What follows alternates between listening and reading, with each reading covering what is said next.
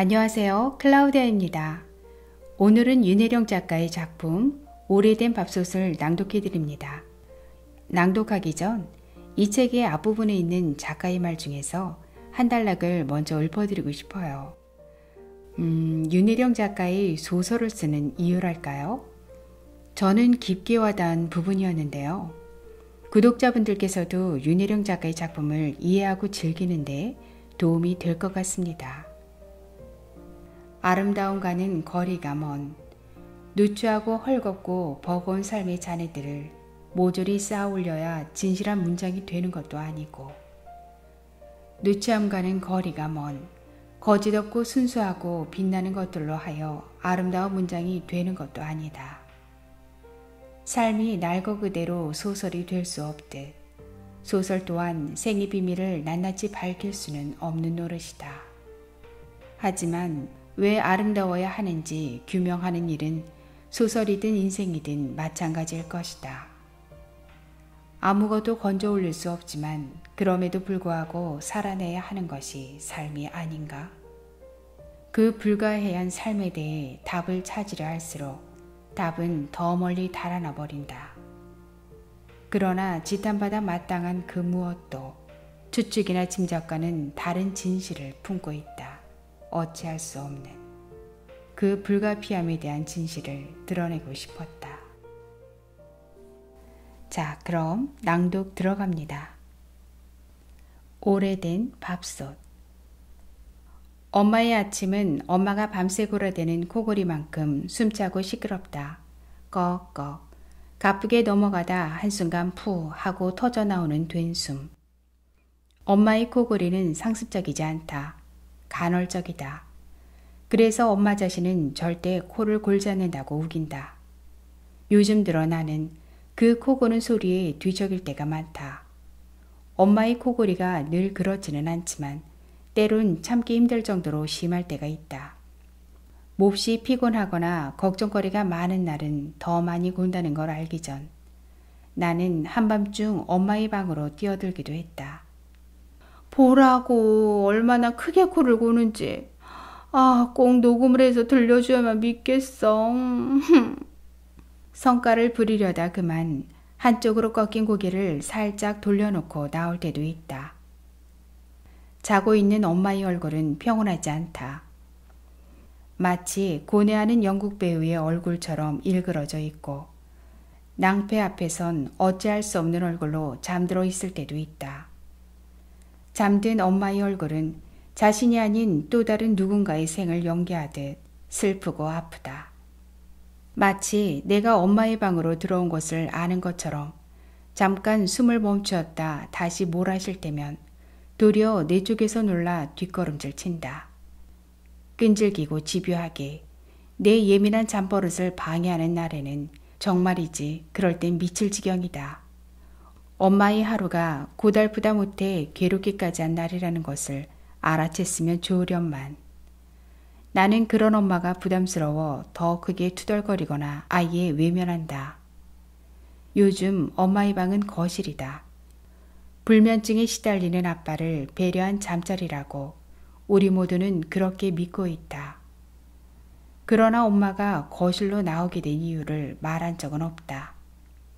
엄마가 하루를 시작하는 순간은 내가 달콤한 잠속으로 더없이 빠져드는 시간이다. 건너방 오빠 방에서 한 짤의 쓰레기를 수거하는 소리가 요란하게 들리고 이윽고 벌컥 내 방문이 열린다. 아이고, 이게 귀신방이야 처녀방이야. 어지럽게 널브러진 쓰레기와 나를 번갈아 노려보다 지난밤 내가 저질러 놓은 불손함을 거두어 나간다. 곧이어 그 불똥은 영락없이 아빠에게로 튄다. 평생 그러게 제멋대로 살더니 보고 배운 게 그거밖에 더 있겠어? 참. 웅얼거리며 흘린 말의 첫 주어는 당신이고 다음 주어는 애들이라는 걸 우리는 다 안다. 엄마의 말에는 뼈가 있다. 뼈를 숨긴 독백이 끝나기도 전에 아빠의 기선제압은 날카롭다. 또 시작인 거야. 신새벽부터. 아빠는 일단 볼륨이다. 엄마는 다른 건 다 몰라도 남의 눈을 제일 두려워한다. 아빠는 그걸 이용하는 거다. 어디를 봐도 할 말 없는 아빠를 누가 봐도 좋은 아버지로 만들어 놓은 사람 역시 엄마다. 그래서 아빠는 자신을 제법 괜찮은 사람으로 알고 행동한다. 집안이 순식간에 조용해지면 뒷베란다에선 엄마의 코골이가 절정에서 잠시 멈추듯 돌아가던 세탁기가 순간 잠잠해진다. 세탁을 끊는 세탁기가 막 물을 빼내기 시작했다. 게으르고 제멋대로인 가족을 질책하는 잔소리 대신 종종 걸음치는 엄마의 발소리가 더 크게 쿵쿵거리면 그건 이제 일어나라는 강력한 신호다. 그동안 쌀이 밥이 되는 전 과정이 실시간으로 생중계된다. 취사가 시작되고 쌀이 익고 뜸이 들고 드디어 밥이 되는 그 모든 과정을 나는 자면서도 훤히 안다. 완벽하게 차진 밥이 되기 위해 압력밥솥은 마지막 숨을 토해낸다. 쏴. 밤새 자신의 생을 날것으로 익혔던 엄마의 된 숨소리가 터져나오고 나서야 갓 지은 밥 냄새는 온 집안으로 퍼진다.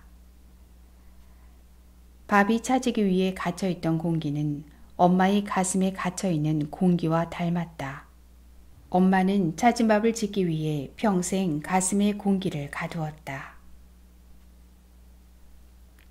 내가 오래 낙담하지 않고 별 갈등 없이 재수를 선택할 수 있었던 것도 엄마의 작품이다. 청춘의 1년은 앞으로 살아갈 날들에 비하면 아무것도 아니다. 청춘의 실패는 돈 주고 사서도 한다. 값진 도전을 해보지 않고 소중한 의미를 어찌 알겠는가. 뭐 그런 말들을 한 사람도 엄마다. 우리 집 형편? 내가 염려하기 전에 엄마는 먼저 그걸 무마시키는 기술도 가지고 있다. 돈이란 말이다. 왜 귀하게 쓰고 검약해야 하는가 하면 이럴 때 잘 쓰기 위해서란다. 엄마가 지킨 분수와 뼈아픈 검약은 순식간에 내 재수를 정당화시켰고 이럴 때는 내가 맞은 위기라는 것을 대신 말해주었다. 나뿐만 아니라 오빠가 자퇴를 하고 전공을 바꿨을 때도 아빠가 실패를 했을 때도 어김없이 그것은 명약으로 쓰였다. 피는 못 속인다고 나는 아빠를 꼭 빼닮았다. 생김새뿐만 아니라 생각까지.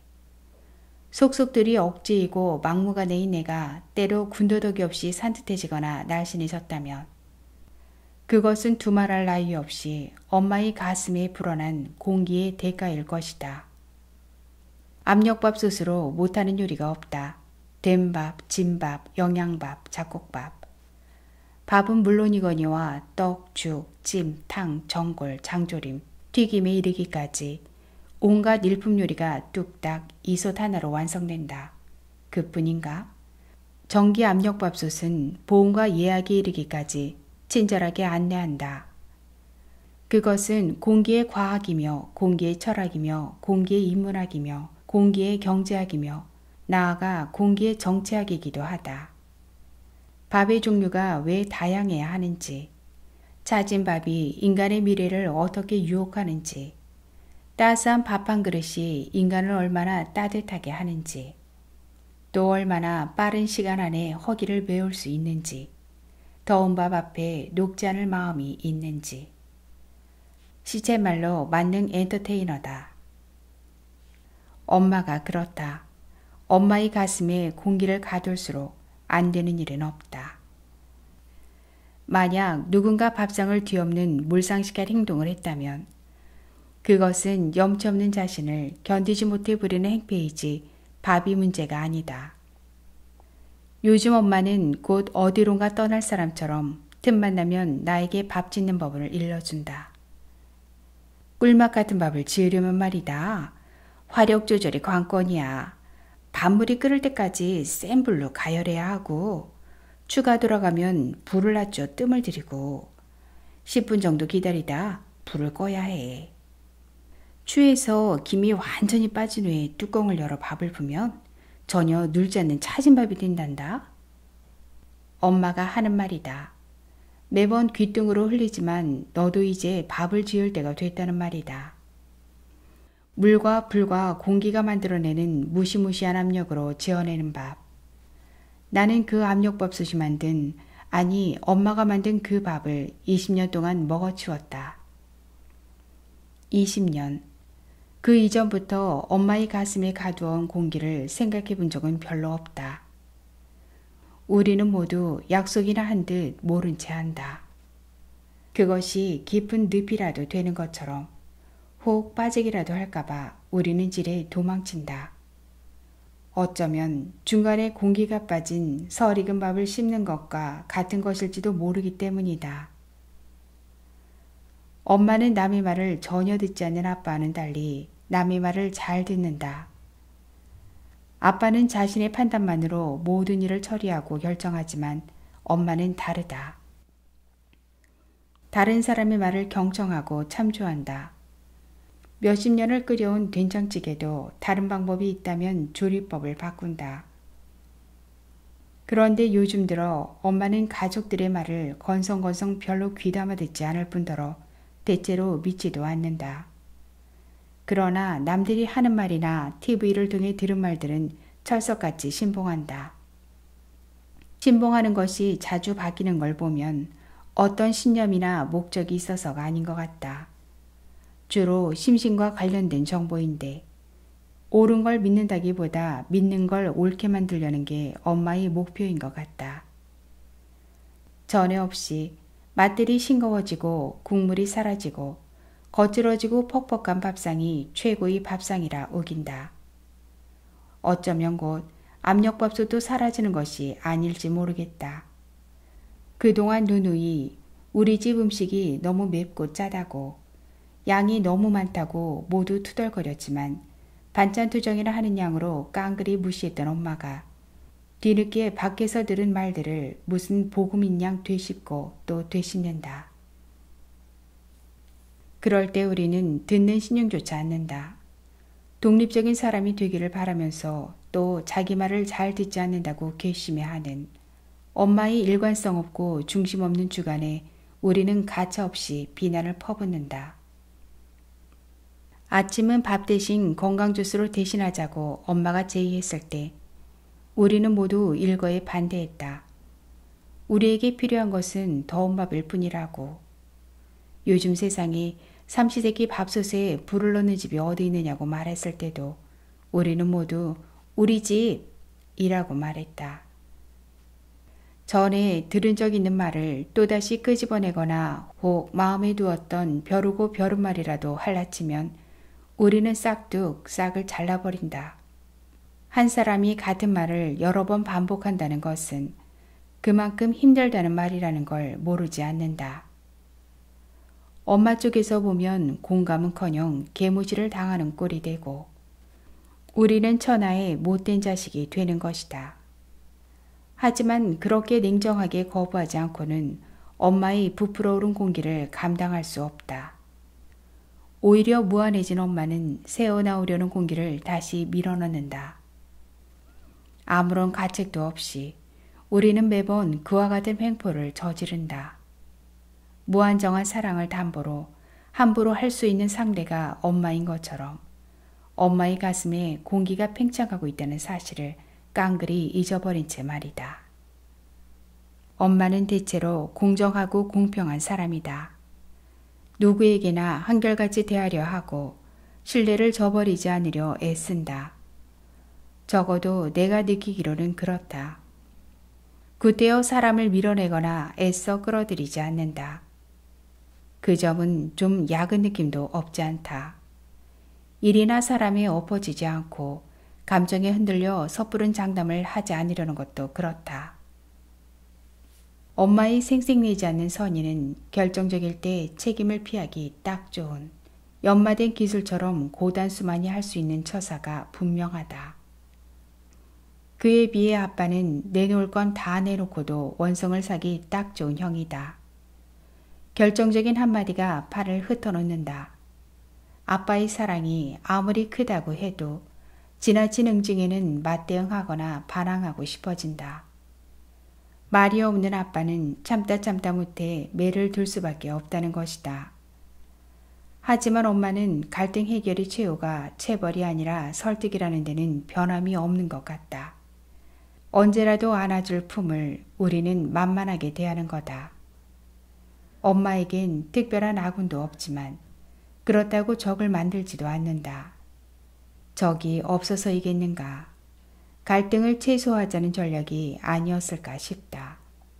엄마는 고마움과 감사함을 깊이 간직하는 사람이다. 사소한 물건 하나도 소중하게 간직하며 의미를 되씹는다. 받은 것은 언젠가는 반드시 갚을 줄 아는 자신만의 윤리를 만들어가는 사람이라고 나는 믿는다. 특히 내가 존경에 맞지 않는 점은 지난 일을 기억했다 꼭 들춰내지 않는다는 점이다. 상대의 잘못을 쉽게 용서하지도 않지만 그렇다고 이미 지나간 것을 지적하는 법도 없다. 엄마의 마인드다. 그런데 엄마 스스로는 결벽증이 있고 완벽을 추구하는 사람이라고 말한다. 때론 쓸데없는 배려가 지나쳐 자신이 감당할 수 없을 정도로 곤란에 빠지기도 하고 피곤함을 자초하기도 한다는 거다. 그러나 시간이 지나고 나면 절대 소용없는 일이 아니라는 것을 알게 된다고 한다. 아이러니는 어디에나 있기 마련이다. 배려라면 남을 위한 것처럼 보이지만 실은 엄마 자신의 결벽과 완벽함에 충실한 것이 아니었나 싶기도 하다. 농부가 소머리를 하듯 우리를 앞세우고 등을 미는 사이 엄마는 소위 말하는 명품이라는 걸 가져본 적이 없다. 생각은 복잡한데 스타일은 초라할 정도로 비어있다. 시대를 읽지 못한 것이다. 내가 보기엔 이미 철진한 옷을 입고 폐기된 방식을 붙들고 사는 것 같다. 어떨 땐 오직 그 방식만이 옳다고 믿는 것처럼 보인다. 엄마는 마땅히 해야 하는 일이 좋은 일이라고 여기며 살아간다. 그러나 우리는 하고 싶은 일을 하고 좋아하는 일을 하고 살고 싶은 거다. 엄마와 충돌하지 않을 수 없는 지점이 여기다. 엄마가 수용하고 공감하는 것을 미덕으로 알고 있는 것과 달리 우리의 방식은 다분히 배타적이다. 니들은 하늘에서 뚝 떨어진 줄 아냐? 엄마는 또 다그친다. 먹고 사는 일이 죽고 사는 일이 모두 관계 속에서 이루어진다는 말이다. 철저히 개인적인 나는 그런 엄마를 맞받아친다.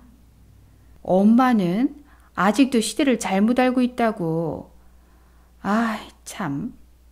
그리고 아무튼 결정적 한마디. 엄마는 너무 촌스러워. 나는 속은 비어있어도 겉지장을 선호한다.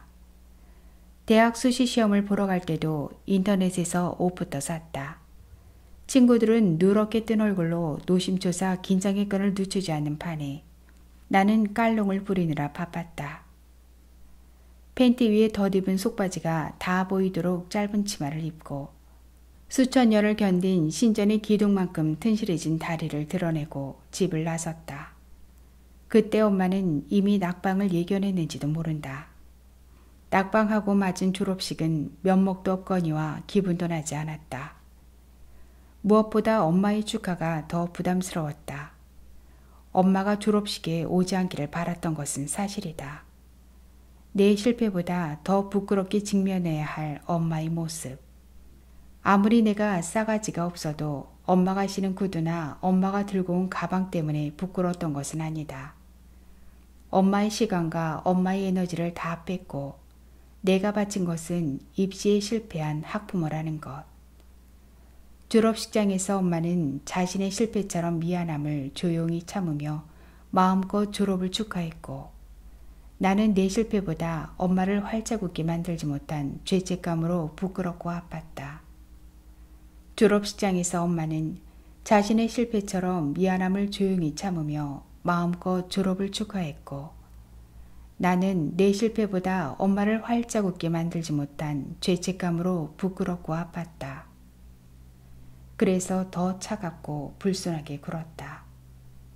마치 엄마 때문에 부끄러운 것처럼. 엄마가 들고 있는 가방과 구두가 부끄러운 것처럼 엄마를 따돌리며 화를 냈다.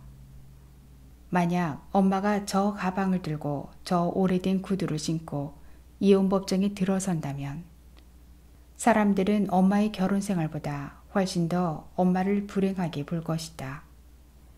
감히 값어치를 따질 수 없는 오랜 시간 갈고 닦은 엄마의 존엄 앞에 내가 할 수 있는 일은 고작 화를 내는 일이었다. 그 화는 좀채 풀리지 않고 그날 밤 나는 마침내 시위하듯 내 방문을 걸어 잠그고 말았다.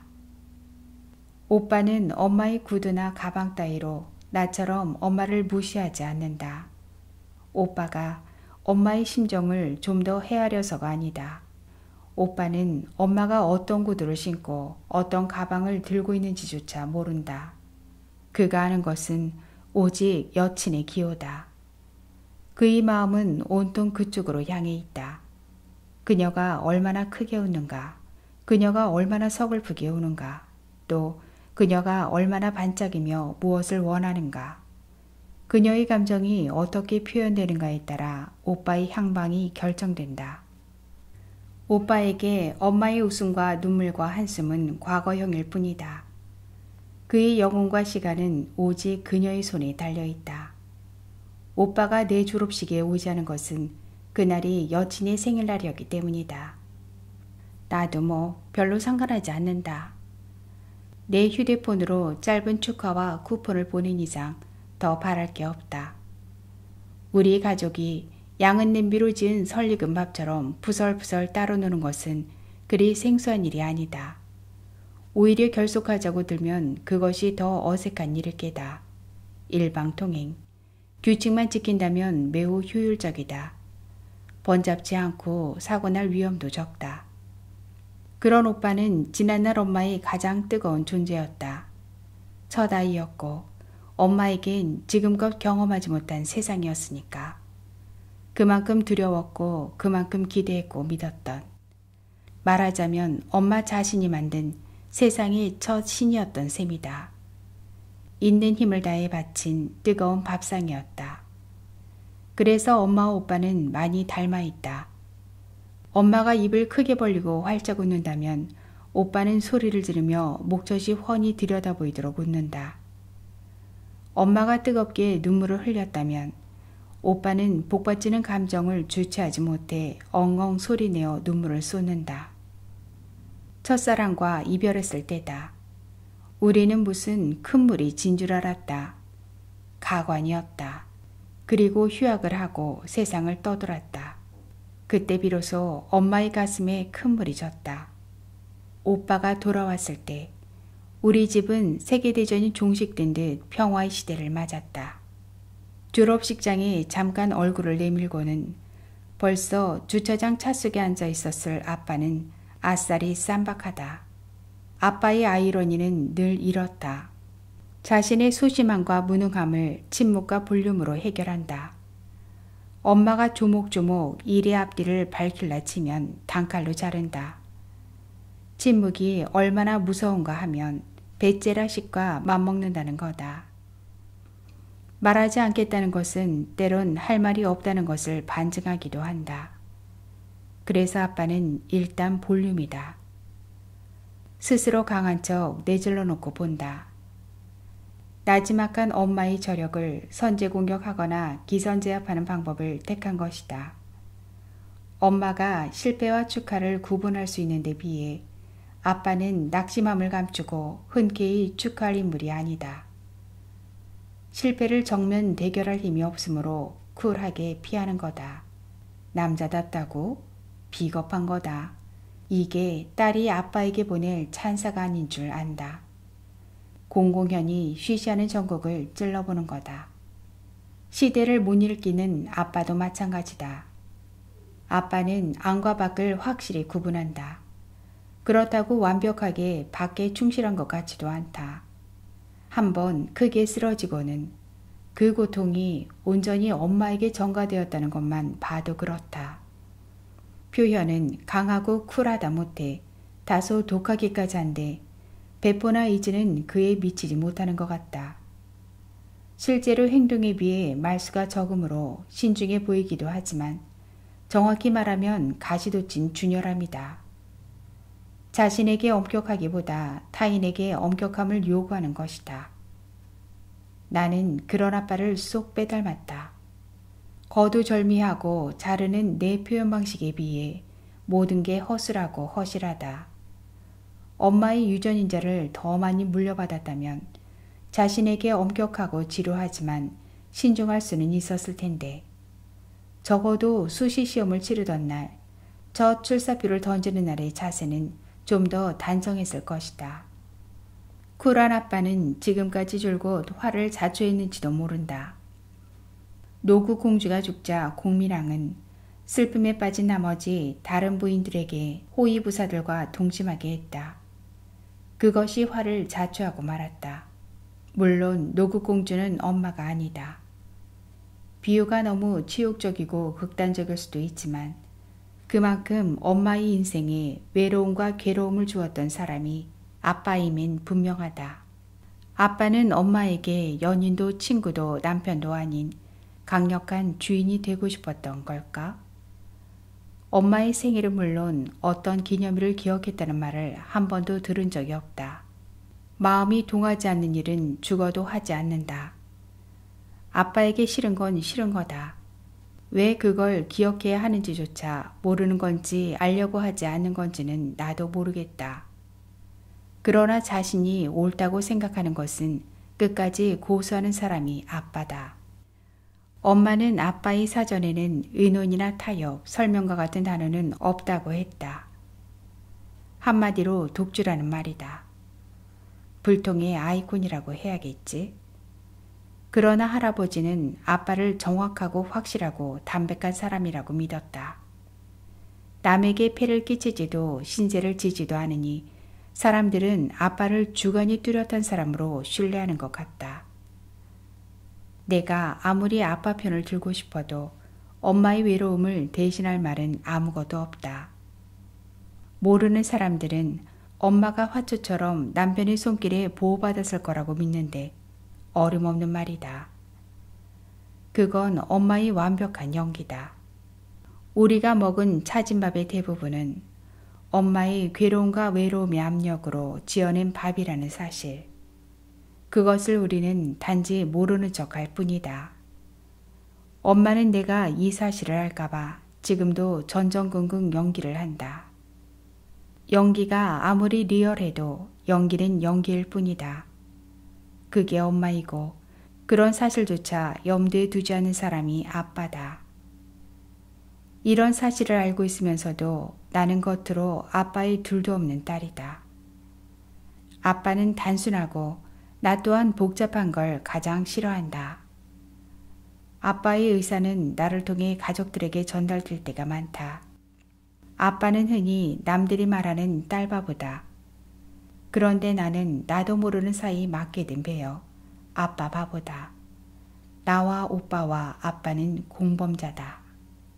내가 재수를 시작하던 그 역사적인 첫날, 우리 집 압력밥솥은 첫 새벽부터 요란하게 돌았다. 증기 배출구를 통해 터질 듯 높아진 압력이 터져 나오고 나서 갈비찜이 나오고 찰밥이 나오고 잡채가 나오고 도시락으로 고들고들한 약밥이 나왔다. 연하고 부드럽고 윤기나는 음식. 엄마의 응어는 갈비찜과 찰밥처럼 영양가 있고 든든했으며 엄마의 충고는 잡채처럼 다양하고 약밥처럼 달콤하기까지 했다. 나는 엄마와 압력밥솥에 힘입어 힘차게 도전을 시작했다. 일반 밥솥으로 지은 밥은 베타글루코스 덩어리로 단맛을 못 느끼는 딱딱하고 밋밋한 맛인데 비해 압력밥솥으로 지은 밥은 높은 온도에서 쌀의 주성분인 전분이 알파글루코스로 변해 단맛을 더 낸다는 것이다. 아무튼 과학적 원리는 잘 모르겠지만 이것이 압력밥솥의 최대한 포인트임은 틀림없는 것 같다. 만약 내가 간절히 원하는 대학에 합격한다면 그것은 내 노력에 알파 엄마밥의 힘일 것이다. 그런데 요즘 엄마는 밥을 너무 많이 한다. 밥도 국도 넘치도록 담아준다. 아무리 압력밥솥이 만능이라 해도 가끔은 질거나 된 밥이 밥상에 오르기도 한다. 우리를 지치게 하는 것은 그 밥이 아니라 엄마의 지나친 간섭이다. 그것마저도 엄마는 사랑과 관심이라고 말할 것이다. 내가 과체중인 건 순전히 엄마 때문인 것처럼 틈만 나면 나는 억지를 부린다. 아, 소도 아니고 아침부터 고봉밥이야. 제발 좀. 이래저래 지친 재수생의 화살이 엉뚱한 곳으로 날아갔다. 엄마는 일일이 대응하지 않는다. 먹고 남겨.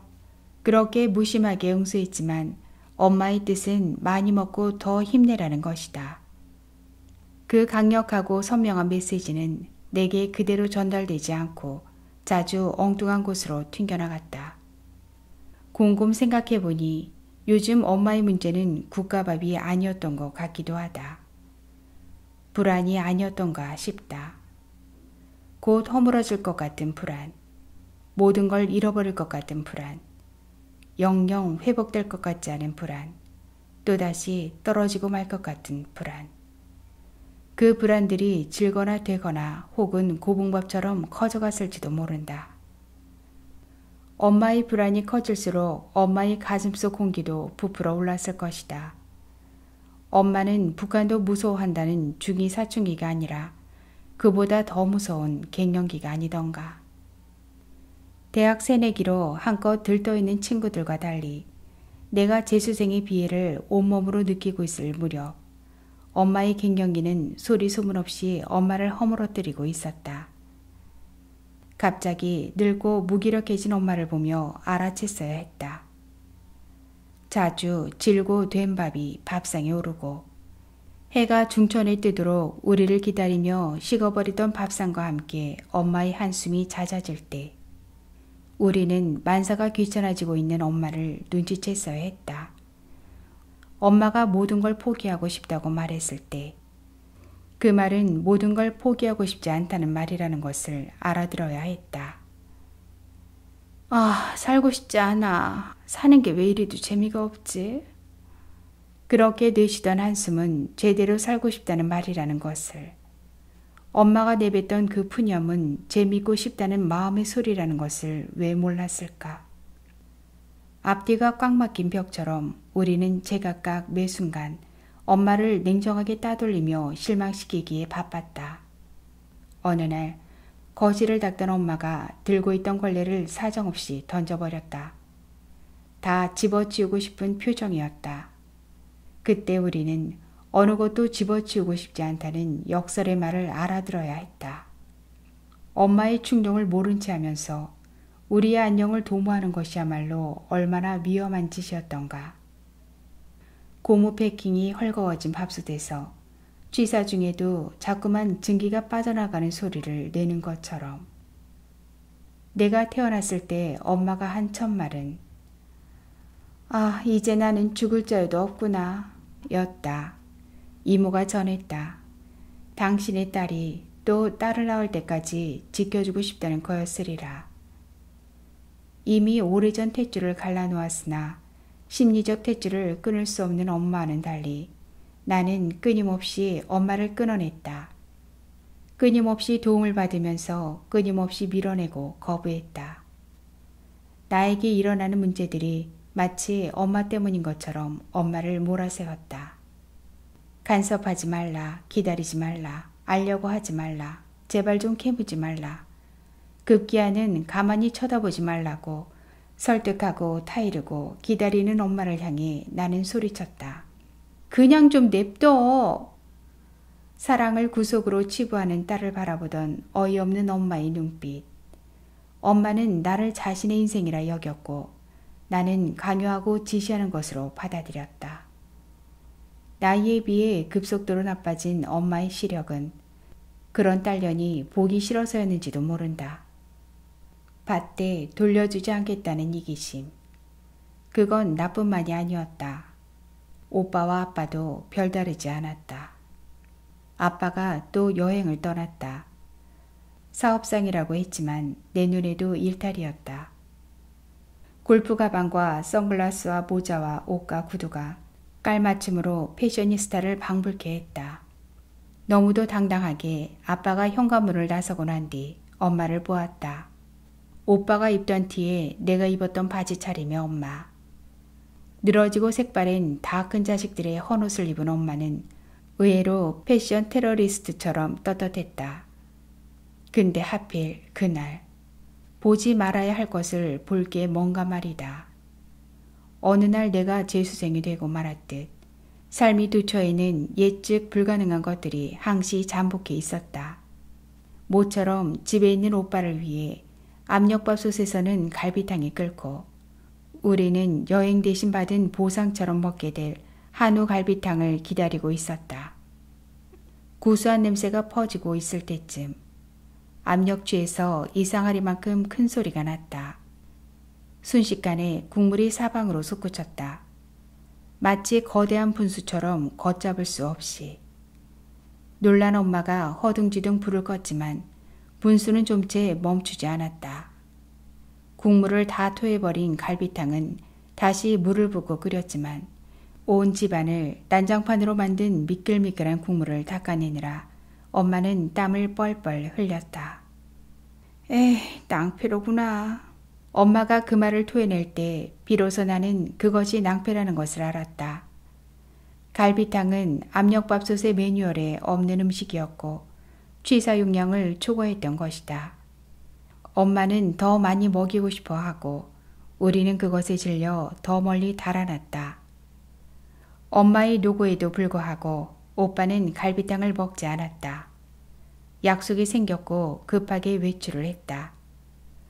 오빠가 엄마의 마음을 몰라준다고 해도 진국이 빠진 갈비탕을 먹기 싫어 나간 것은 아닐 것이다. 피치 못할 약속일 거였다. 그러나 엄마는 달랐다. 그 밥상을 뒤로 하고 아무 말 없이 안방으로 들어갔다. 그리고 얼마 후 나는 소리 죽여 울고 있는 엄마의 울음을 들었다. 흐느끼는 울음은 당장의 감정이 아니었다. 그 울음이 긴 서사를 절실히 가늠할 길도 울음을 막을 길도 없었다. 나는 안방으로 뛰어들지 않았다. 위로의 어떤 말도 하지 않았다. 엄마를 무시하거나 미워해서가 아니다. 울 땐 울어야 한다고, 울 만큼 울면 맺혔던 게 풀릴 수도 있다고 기다렸던 것이다. 그게 아빠와 나의 방식이다. 엄마는 달랐다. 가족이 서로 모른 체 하는 것 방관이야말로 2번 죽이는 거라고 했다. 가족이라면 모름지기 아른 체 하는 관계여야 한다는 거다. 그래서 엄마는 늘 지나치리 많지 간섭하고 관여했는지도 모른다. 엄마의 방식이다. 엄마는 계속 오래된 압력밥솥과 씨름 중이다. 요모조모 뜯어보고 다시 끼우고 밥솥의 안팎은 물론 증기 배출구의 구멍들을 닦아내고 다시 쌀을 물에 불려보고 쌀과 물의 양을 줄여보고 오랫동안 사용하던 밥솥의 사용설명서를 다시 꺼내었다. 압력밥솥의 공기가 빠져나가는 구멍이 바늘구멍보다 작은데 거기를 끈적끈적한 국물이 막아버릴 수도 있다고 엄마가 말했다.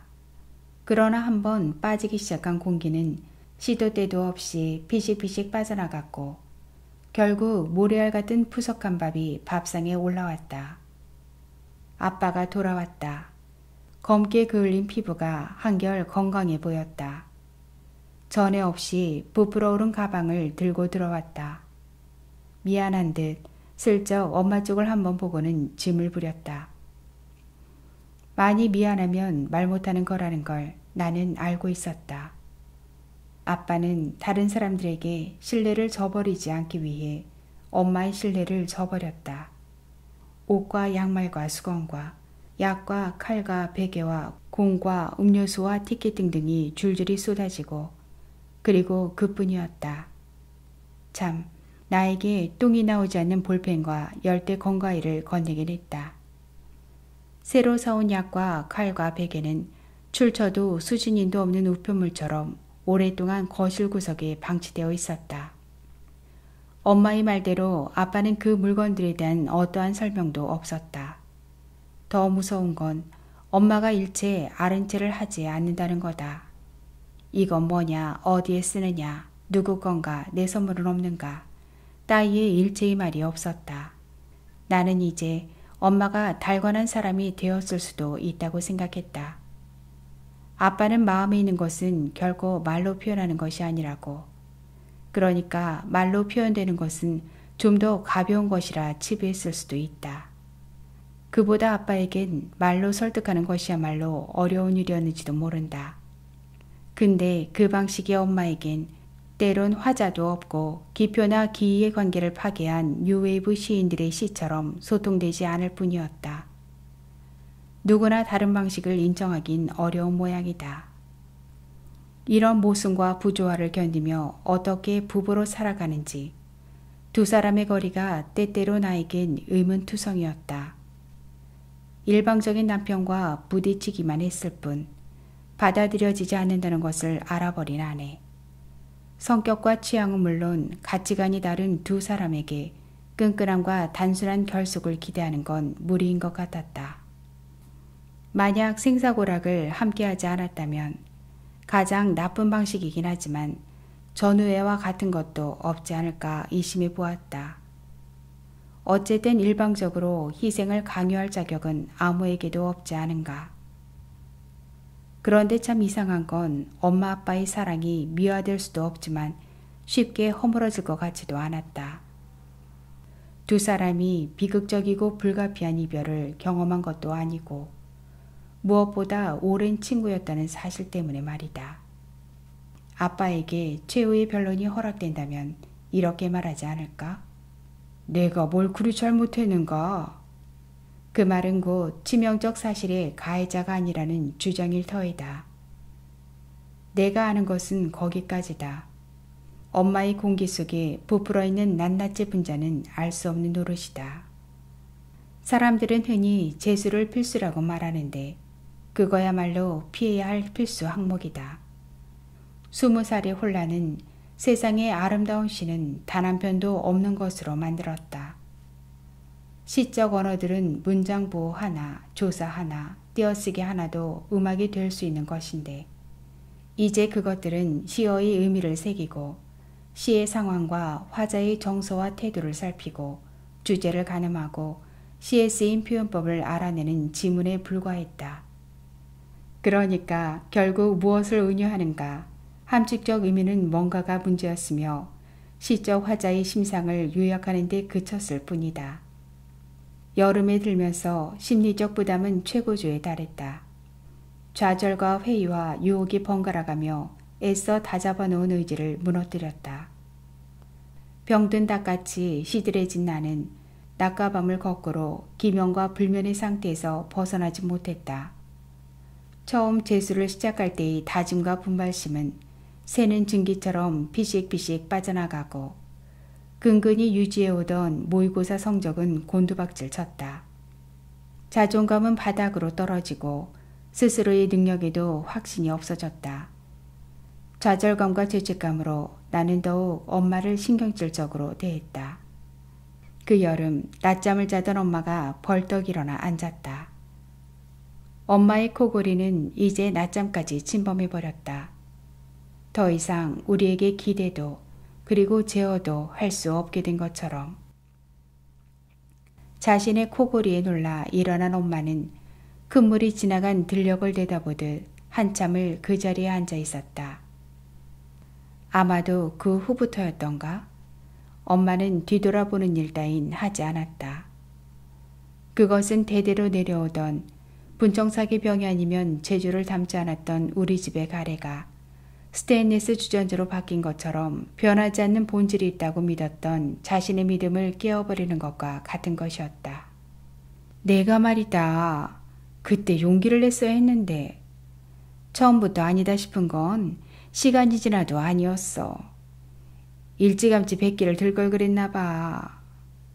그런 말들을 다시는 하지 않았다. 아빠를 향해 좋은 부모가 되기 위해선 우선 부부가 좋은 관계여야 한다는 설득도 더 이상 하지 않았다. 과거는 과거일 뿐 과거는 흘러갔다는 식의 유행어를 빌리지 않더라도 엄마는 더 이상 지난 일을 들먹이지 않았다. 그것이 아무 소용없어졌음을 깨달았던 것일까? 아니면 엄마의 세월을 전적으로 받아들인 것일까? 우리가 진정 몰랐던 것은 엄마의 어제가 아니라 엄마의 내일이라는 사실이다. 우리에게 내일이 중요하듯 엄마에게도 그렇다는 것을. 아빠의 실패와 오빠의 가출과 나의 낙방과 같은 엄마를 실망시킨 무수한 것들과 우리가 저지른 거절과 무시와 무관심들이 맞붙이며 압력을 상승시켜 엄마의 가슴속 배출구를 막아버릴 수도 있음을 왜 생각하지 못했을까? 그렇게 매번 엄마의 애정어린 관심을 지나치다고만 몰아세웠을까? 왜 모든 게 귀찮기만 했을까? 엄마에게 그것이 불안과 공포를 불러왔을 수도 있을 텐데 말이다. 시시때때로 밀려오는 거센 물살을 온몸으로 막아내는 동안 엄마에게 앞질러 불안이 왔다면 득달같이 뒤따라온 것은 다름 아닌 감성이 아니었을까 싶다. 코골이가 심해질수록 엄마의 감성은 날로 더 예민해지고 풍부해졌다. 멍하니 앉아있는 시간이 많아졌고 먼 곳으로 향해 있는 눈빛은 자주 아득하고 충혈되어 있었다. 눈빛이 아득하든 붉게 물들었든 우리에게 엄마는 엄마일 뿐이다. 엄마의 첫사랑이 아무리 절절했어도 엄마가 바라보는 풍경이 아무리 아름다워도 엄마에게 불변의 아름다움은 우리라는 것. 그렇게 서슴없이 갑질을 해대며 우리는 엄마에게 불변의 갑이었다. 확고한 기득권은 무례하기 일반이지 않는가. 우리가 엄마를 막대하는 것은 엄마를 무시해서가 아니다. 엄마를 그만큼 믿기 때문이다. 우리가 아무리 막대먹은 행동을 해도 엄마는 이해할 것이고 용서할 것이고 덮어줄 것이기 때문이다. 엄마는 영원한 우리 편이니까. 아빠가 겉과 속이 다르게 엄마를 대했다면 나 역시 그랬다. 호의와 냉정이 거꾸로 가긴 마찬가지였다. 엄마에게 더 따뜻하게 대하고 싶었지만 점점 냉정한 딸이 되었으니 아마 언젠가는 청개구리처럼 비오는 강가에서 한없이 울어야 할지도 모를 일이다. 이상하게도 지금까지 나는 아빠 편인 꼴이 되었는데 실은 그렇지 않다. 단지 아프고 괴로운 곳을 의식적으로 피했던 것뿐이다. 찾은 밥을 짓기 위해 화력이 더 세야 하듯 엄마의 가슴속 공기가 차오를수록 우리는 더 매몰찾고 더 모른 채 외면했던 것이다. 어쨌든 복잡해지는 건 딱 질색이니까. 내가 두 번째 수능을 치른 다음 날 기다렸다는 듯이 우리 집 압력밥솥이 다시 일을 내고 말았다. 오랜만에 맞은 평온한 저녁이었고 그날의 메뉴는 삼계탕이었다. 외출해서 돌아온 엄마가 늦은 저녁을 차리느라 동분서주했다. 우리는 배가 고프다고 저녁을 재촉했고 엄마는 화력을 최대한 끌어올렸다. 압력밥솥의 밥은 고열에서 적은 시간 안에 조리되어야 더욱 맛있어진다. 압력 상승으로 인해 내부의 온도가 높아지기 때문이다. 화력이 셀수록 삼계탕은 더 부드럽고 연해질 것은 분명하다. 시장기가 식욕을 부추기고 긴장에서 풀려난 나는 자꾸 하품이 나고. 그때였다. 펑 하고 우리 집이 통째로 터지는 폭발음을 냈다. 우리는 일제히 거실로 뛰쳐나왔다. 밥솥이 폭발했다. 뚜껑이 날아가면서 순식간에 주방을 산산조각 냈다. 분리된 닭의 살과 뼈들, 찹쌀과 인삼과 대추와 마늘이 튀고 넘쳐 흘러내렸다. 가까스로 수습해놓은 충동이 마치 일시에 분출하듯 눈앞의 광경은 놀라웠다. 모처럼의 평온을 일순간 엉망으로 헝클어버린 저녁. 무시무시한 무기로 변해버린 밥솥 앞에 엄마가 무방비 상태로 서 있었다. 엄마가 우리를 제지하며 혼잣말을 흘렸다. 낭패로구나. 다음 날부터 우리는 당분간 찾은 밥에 질린 사람처럼 보글보글 숭늉이 있는 냄비밥을 먹게 되었다. 어쩐 일인지 엄마는 밥솥을 새로 사지 않았다. 우리는 구수한 숭늉이 맛에 끌려 찾은 밥을 잊어버릴 것 같았다. 며칠 후 밥솥 대신 전에 본 적 없는 가방을 보게 되었다. 크고 깊숙한 가방은 우리들이 들고 나는 엄마의 방 거실에 방치되어 있었다. 우리는 그 가방에 대해 아무것도 물어보지 않았다. 그때까지 우리는 버려야 함이 다시 살고 싶음의 다른 언어라는 것을 아무도 알아채지 못했다. 그리고 얼마 후 우리는 밤이 이스트로 엄마를 기다리고 있었다. 엄마는 돌아오지 않았다. 엄마가 돌아오지 않았을 때 우리는 모두 새밥솥을 기다렸다. 그런데 시간이 지나면서 나는 짐작하게 되었다. 엄마의 가슴속 공기가 찰대로 차버렸다는 것을. 가두기만 할 뿐 빠져나가지 못했다는 것을. 내부의 압력이 지나치게 높아 뱃줄고를 막아버렸다는 것을. 용량을 초과한 내용물이 통째로 터져버렸다는 것을. 우리에게 차려지던 매일의 밥상이 그렇게 따뜻했는지 또 그렇게 촉촉하고 윤기나고 기름진 밥상이었는지 미처 몰랐다. 엄마가 돌아오지 않는 동안 나는 생각이 많아졌다. 견디는 사람은 견디기 마련이고 부리는 사람은 부리기 마련이라는 말은 지독한 언어도단이라는 것을 생각했다. 지나치게 믿는 것은 학대와 다르지 않는다는 것도 많은 생각들이 불러온 생각이었다. 서리고 탄내가 나는 흩어지는 밥알을 씹으며 나는 매일 물과 불과 시간과 맞서 싸우다 망가진 엄마의 밥솥을 떠올렸다. 엄마와 함께 사라진 압력밥솥은 뒷베란다 세탁기 옆에 널브러져 있었다. 주방에서 볼 때와는 달리 반쯤 뚜껑이 열린 채 얼룩지고 녹슬고 부풀어 있었다.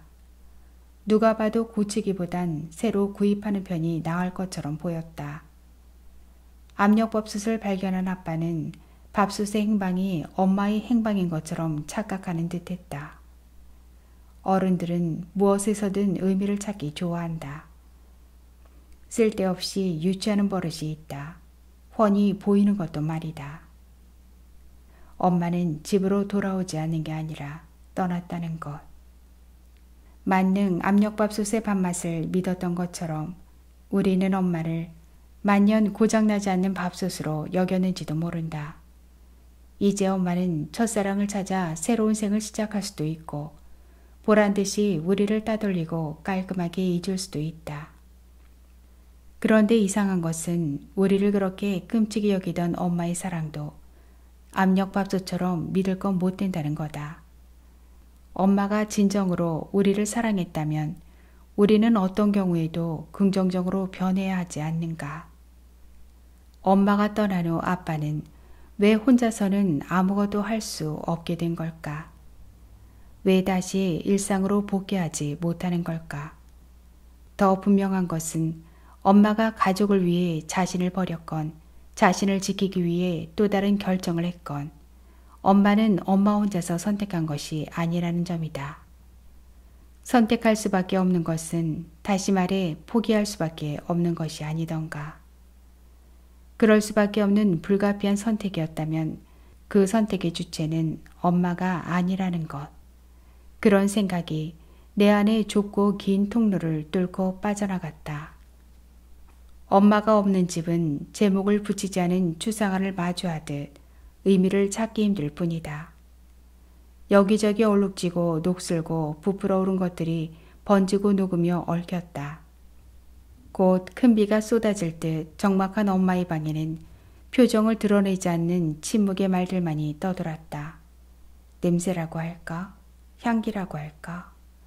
엄마 대신 남아있는 익숙한 향과 철진한 가방과 구두와 옷가지들. 나는 지금 그것들을 붙들고 따질 여념은 없다. 그러나 오래도록 거기에 앉아 있어야 할 것만 같다. 당연했던 것들이 낯설어질 때까지. 여전히 나는 귀찮은 건 딱 질색이다. 그러나 앞으로 엄마 집과 아빠 집을 오가며 나는 서로의 안부를 전해야 할지도 모른다. 이제 내가 전하는 안부는 실제의 사실과 다를 수도 있고 새롭게 재구성될 수도 있을 것이다.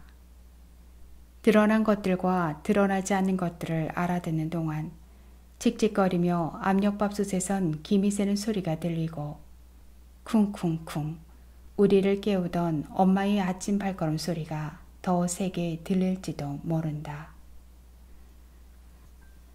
소설은 여기까지입니다. 오늘도 행복하세요. 구독과 좋아요, 알림과 공유는 사랑입니다.